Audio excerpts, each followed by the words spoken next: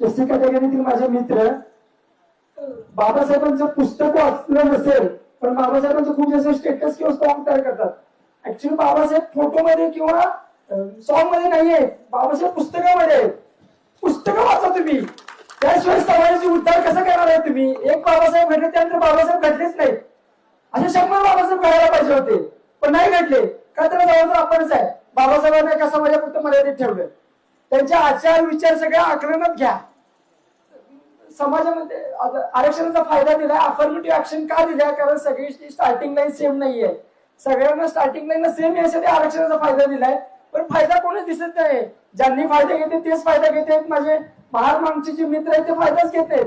गावाकडे व्यसनाधीन झालेले आहेत, 11-12 मध्ये टाइमपास करायला लागलेत. त्यांना म्हणजे खूप कळकळीची विनंती आहे. कारण बहुजन समाजाचा, गोरगरीब मराठा समाजातील गोरगरीब शेतकरीचा मुलगा जर प्रशासनामध्ये आला तर प्रशासन सुधारणार आहे.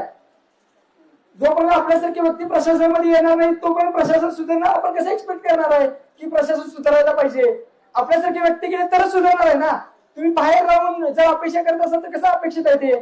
तुम्ही सिस्टीम मध्ये आलं पाहिजे, तुम्ही निर्णय क्षमता तुमच्यामध्ये हातामध्ये आली पाहिजे ती.